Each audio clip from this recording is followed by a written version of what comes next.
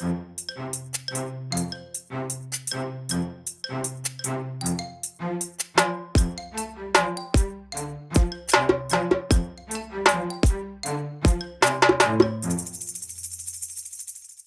warm welcome back to the Information Security Stack, together with me, Daniel Gustafsson, and Kim Hindart. Hubba. Today, Kim, we will continue and sort of not finish off, but for this round anyways, we're gonna talk about what is today again. And we're gonna bring up a third subject, that is, what is certificates?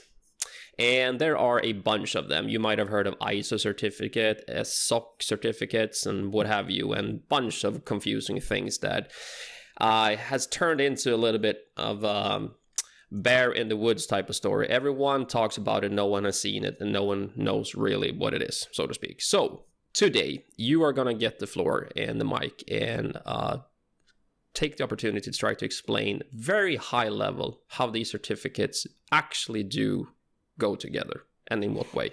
Yeah. So let's focus on the information security part, because there's a lot of them, but there's also a lot of different ones concerning information security in different areas. And yeah, most of them handle the same thing, just to get clear to start with that. Because, you know, protecting digital assets. If I need to protect my server that contains sensitive data, I do the same in protecting a server that contains hospital data, as a server that contains personal data, as a server that contains financial data. It's still digital data stored on a hard drive somewhere, so I need to do the same protections. I know all these different type of regulatory demands.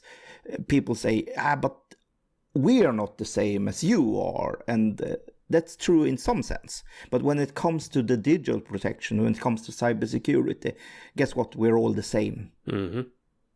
The type of things I need to do to protect this is the same, regardless of what type of data it is. It's still digital assets. So yeah, I protect them the same way. But yeah, and there's a lot of frameworks. And of course, think of these as the different chat applications that are out there. They are all taking a revenue from this, and of course they have different revenue streams, so you cannot use an auditor for one type of framework to give you permissions for other one, because they are not interchangeable in that sense. Some auditors are accredited to do audits for several different frameworks, but yeah, that's uncommon. So usually you need to pay for one report for that one report for other one, and one report for a third one. Mm-hmm. Demands on usually what customers demand. So mainly if you look at a company like us, we do this based on this is our core business. But the reason why we do a certificate in the first place is, one, you get a third party verifying that you're actually doing what you're saying you're doing. So you get someone else external that has accreditation. That means you have to have a certain degree of professionality to be accredited to do the audits, to write these reports. And we get someone of those to come and verify us. And that's a good thing, because that's not just our mother saying you're really terrific.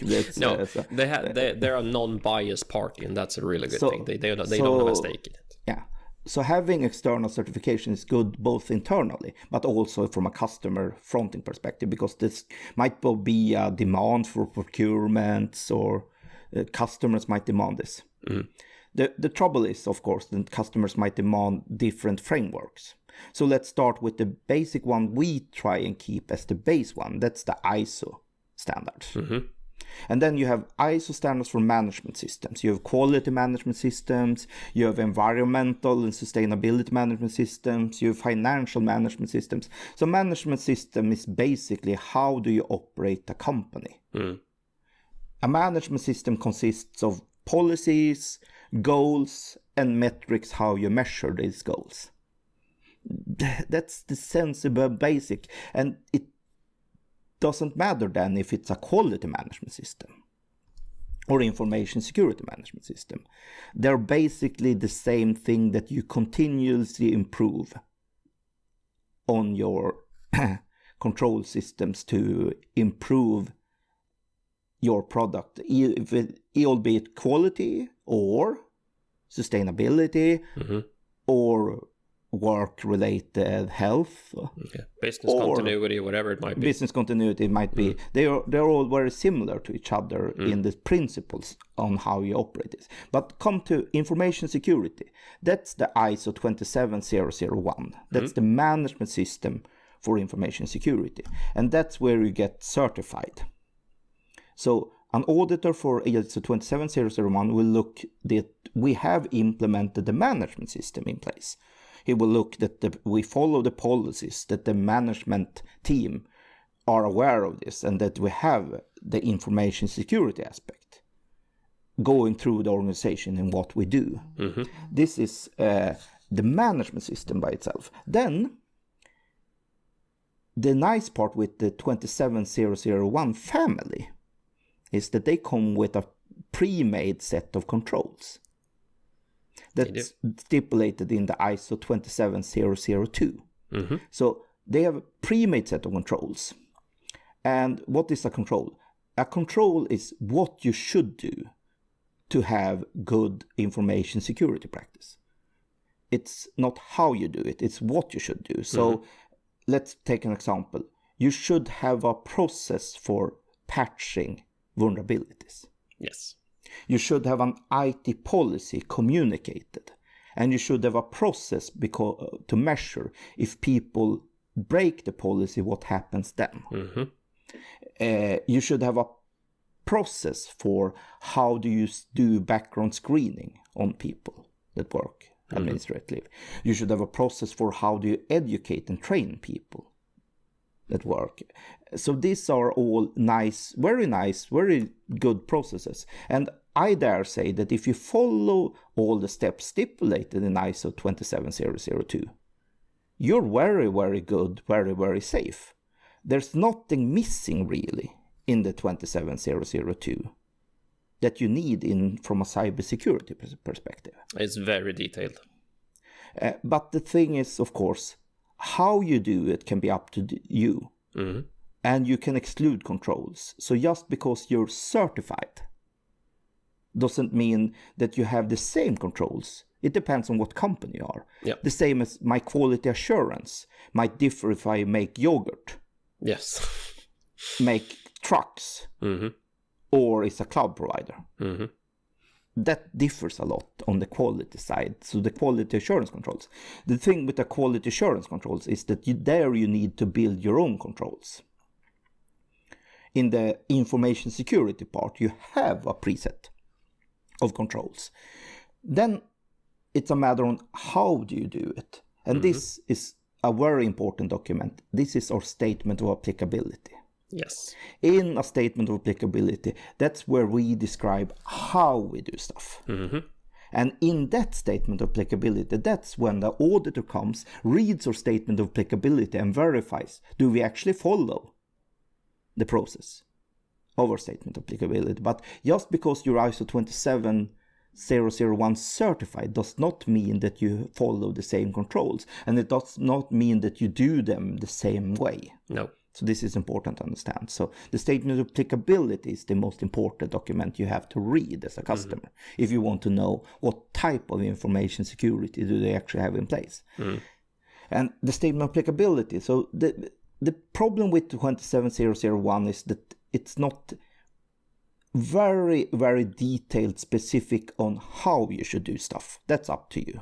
What you should do is detailed, but how you should do it, they have a best practice guidance in 27002 that goes a very long way, and they describe a lot on how as well. But still, then there is a lot of other frameworks like PCI DSS, Payment Card Industries, different frameworks. They're very specific on how. Yes.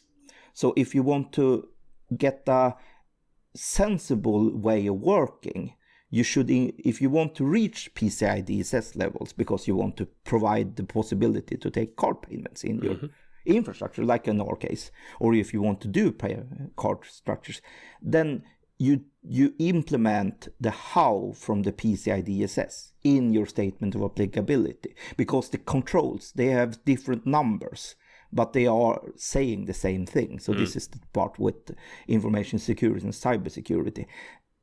It's the same things, so they are saying the same thing. So part of the controls you implement, they follow along very well, they match, so they interact.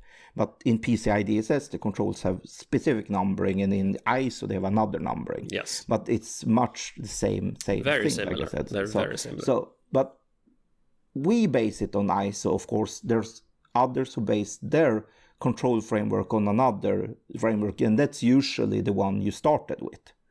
Yep. But we all have the same type of document, the statement of applicability, that describes how do we meet all these controls. Yes. And then you can bring in an external auditor to verify this. And that's done once a year. Yeah, and a certificate is mainly an external accredited auditor comes and writes a report. That's the certificate in itself. Yep. Then we have the SOC family. Yes. This is a family that's very North American, and this is something built on the big accounting firms. You need to be accredited CPA to do this, so it's Ernst & Young, Pricewaterhouse, KPMG, Deloitte. These are the huge ones who do this a lot. So think of it as an annual report, but for information security. So you have the SOC 1, and SOC 1 is mainly focused on you as a company and your financials. Yes. So that's not that more hard focused on information security. Then you have the SOC 2. That's the information security part, and you have different aspects in SOC 2 that you consider, but that's mostly on how do you deliver your security. You have a SOC 2 type 1, that's how does it look here and now. And then you have a SOC 2 type 2 that describes how are we implementing our security measures over time. What it's important to understand is that SOC report is a report itself. And an ISO standard, that's more, do we get a certificate or not? That's more, are we enough to get a passing grade? Yes. A SOC report, it's not passing, it's not good or bad. They more or less write, these are the things we check, these are the things we verify, and this is what we find. So the findings can be good and findings can be bad, but it's a report. The important part to understand is the SOC 2 report. It's mainly for internal use only. That's very detailed, so that's not something you release publicly here and there, because it describes in very good detail exactly what you do, and especially if you do something wrong security-wise. It describes your vulnerabilities as well, so you don't really want to release that to the wild. Then the same accountants who do SOC reporting have other reporting tools, other reporting templates, so to speak. ISAE 3402. So yeah, I know there's a lot of acronyms right now. So not only developers, you have a competition in nerdiness. So but the ISAE reports and the SSAE reports are more used for public consumption that you can give, that more describes the state. But the nice part with this, it's the same family, so it's the same type of auditors who can write different reports. But what you can do is, so you can of course gather, so when they come and audit you, they audit everything and write, just fill in the same findings in different report templates and then deliver that. But you will have to get a lot of different reports from the same one. And the sad part is, of course, usually it's not the same people who do the ISO reporting and certification that can do the SOC and vice versa. And vice versa. Yeah, and absolutely not the same who can do PCI DSS auditing to get the certificate and the other way. But anyway, the most part is you do it. So my recommendation is start with ISO 27001. And if you fill out the controls in 27002 and have a good statement of applicability, then you can reuse everything. and save a lot of time when they do, but they still have to come, they still have to verify, and they still have to write the report. But as I said, the SOC 2 report is a more thorough thing where they do checks on each control and write how is the state right now in this area. So that's more. The important part to understand with SOC 2 is SOC 2 is always connected to a contract. Yes. It's always connected to a delivery. So can I reuse SOC 2 for different customers? It depends if they have the same contract or not. But imagine if I have a lot of the same processes internally with my company on protecting customer A and customer B, but they have different agreements. Yeah, I need 2 SOC reports then. That's the sad part. The same auditor can do the same checks and verifications and reuse a lot, but they in turn have to write 2 different reports. Yes. One for each customer, because if a customer is not included, if their agreement is not included, they can't verify what I say in my SOC report. So, yeah. And that's a pretty important thing to do anyway, at least from a customer perspective. If I deliver a SOC 2 report to a customer, say, ta-ta, look how good we are. And they say, yeah, but this is not for our agreement or contract. How do we verify that they have actually looked what's part of our service as well? And then you need an additional report just for that. So, yeah, like I said, it's more... in the end, if you do the structure, it will be a lot of copy-pasting on what we already do. But still, it's important to know in the SOC 2 gathering, you need 1 report. This is where it comes in the SOC 3. Yes. There's a third level to this. Yeah. And the SOC 3 is a general report made for public that has the same checks as the SOC 2. So what most customers are actually requesting would be a SOC 3. That would be the most sense. But the problem is SOC 2 has been around for longer, and that's why everyone is asking for a SOC 2 when it's... I was going to say, everyone is asking for a SOC 2 report. But really what they should ask for is a SOC 3. Because, as you mentioned, the difference is that an ISO certificate is either for a complete company or a complete service, depending on scope. Because we failed to mention that you can scope an ISO certificate depending on how you want to deliver, how you want to set up the certificate. But it is either for the entire company or a specific service.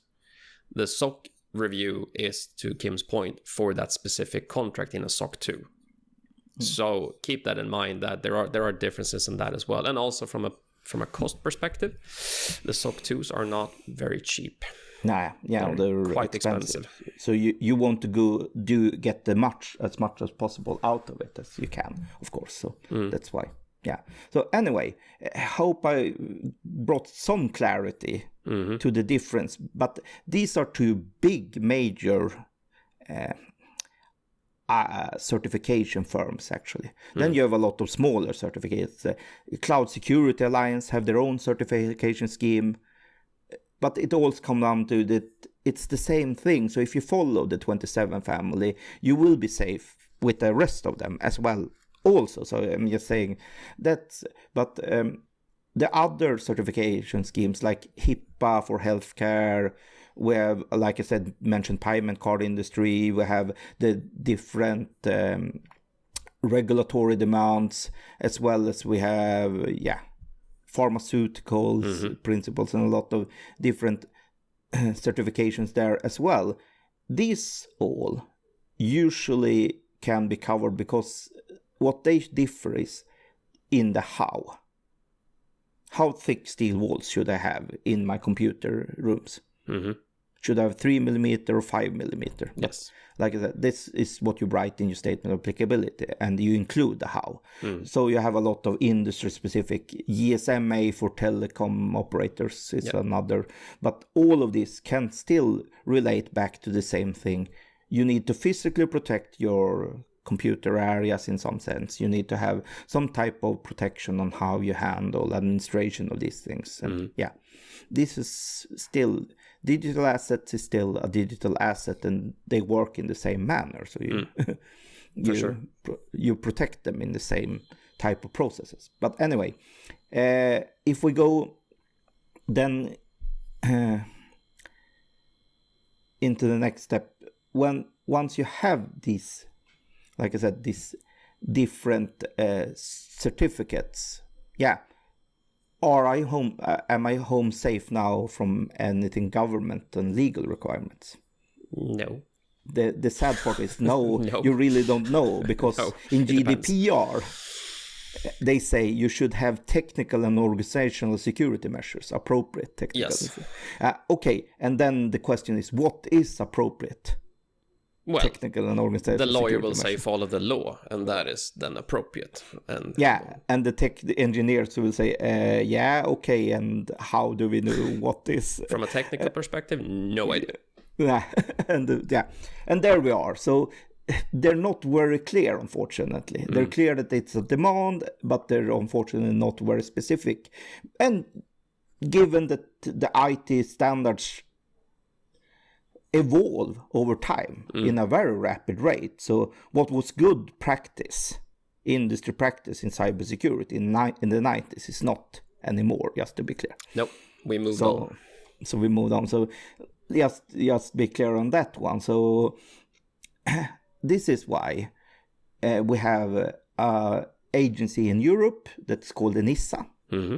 So for all you in Europe, at least, Enisa is working on setting a standardized method of measuring what is good enough from EU regulations. And since EU regulations combine very well with other regulations, so this is for all banking, finance, insurance, healthcare, anything regulated within European Union that relates to cybersecurity will follow this Enisa standard. The Enisa standard actually allows for different levels of security assurance. And this is a nice part, because an ISO 27, that's very on or off. You are certified or you're not. Yes. But it's up to the statement of applicability to actually describe what you actually do and how you do it, and then it's up to the reader to interpret it. Is this good enough for me? Enisa will set 3 different standard levels: basic, substantial, and high. And these are different levels of security assurance for different frameworks. They have a specific one for cloud, and guess what? We are cloud providers, so that's why we are a bit focused on cloud. Yes. But yes, they will have it for products as well. But they will set a cybersecurity standard in 3 different levels. And this is a nice part, because you can be certified to different levels. So you can have products and services that you really want a high level on.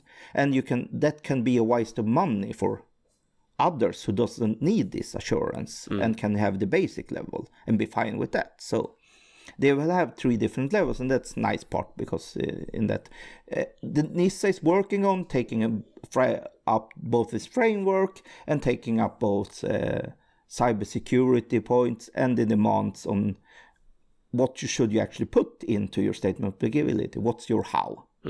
Exactly. This is not done yet. It's a work in progress. But we have an idea that we can match the NISA standard anyway today already. And how do you do that? We listen to the Germans. Simply put, we do what the Germans do. So when it comes to cybersecurity in Europe, guess what? The stereotype is true in some senses.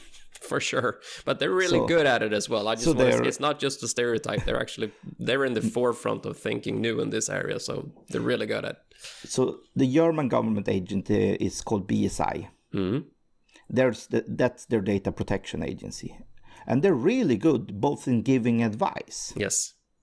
So being an advisor and proactive agency, as well as they're really good at the auditing and reviewing, and so the Germans are good anyway. So what we have done then is we are following the German standard for cloud deliveries, for cloud services. So we have a specific standard that's called BSI C5. That's a cloud standard that works with providing the same controls as the ISO 27, but they add how much should you add in these controls as well. Exactly. So the C5 is the cloud compliance standard from the BSI. So guess what? We follow that because we know that will be the basis on the Enisa standards for clouds as well. So since Germany already have a specific cybersecurity framework for cloud services, well, so guess what? We guess that Enisa will follow that very similar. So at least they won't be higher than what the Germans demand, because German has a very specific. So that's how we do it. So BSI C5 and BSI C5 can be resolved and reported. And here I think BSI are doing a smart thing. They're not auditing and approving these themselves. They say, to be approved for the C5, you need to fill in and deliver an accredited auditing of your ISO 27001 and your SOC 2. Yes. So if I deliver a ISO report and a SOC 2 report to the BSI, I can get C5 approved. Yes. So I can reuse my 27001 and SOC 2 and be C5 approved. And if I C5 approved, I will manage all the Enisa demands coming in the future. See, we went full circle. So the circle is complete. But yeah, but the sad part to tell you, you need both the ISO 27 and the SOC 2. So yeah, here we are. It is what it is. And yes, if anyone is thinking regarding about money and cost, there is a cost involved for both. And it's kind of hard to say how much, because it kind of depends on how big of a company you are, what you want to scope and so on, and whatever time you need to do internally to get those certificates. Because it's really the build up to getting to the audit that is the work. So you're going to have to take into account that you're going to have to spend some time on this. And so yeah, it's hard to say exactly how much, but there is a cost involved. However, if this is important to you, and it should be, that cost is well invested in terms of giving you and your company and your customers a very nice security of what you're doing is actually A-OK according to the government authorities. Yeah. So that's where we are. So yeah, awesome, Kim. You went full circle with all of that. That's nice. So if anyone has any question regarding this, or if you want to add something to this, feel free to connect to us at citynetwork.eu/podcast. I also want to take the opportunity to thank everyone who listens to this podcast, because the number is growing weekly, essentially, and we are getting some really nice feedback from listeners and other people that are joining into this. So that's awesome. We are ecstatic about that. So if you're listening to this and you are a recurring listener, thank you very much for taking your time out of your week listening to us rambling about ISO information security. We really appreciate it. We do. So anyways, I hope you have a great week whenever you are listening to this, or a great day wherever you are, and we'll talk to you next time. Bye-bye.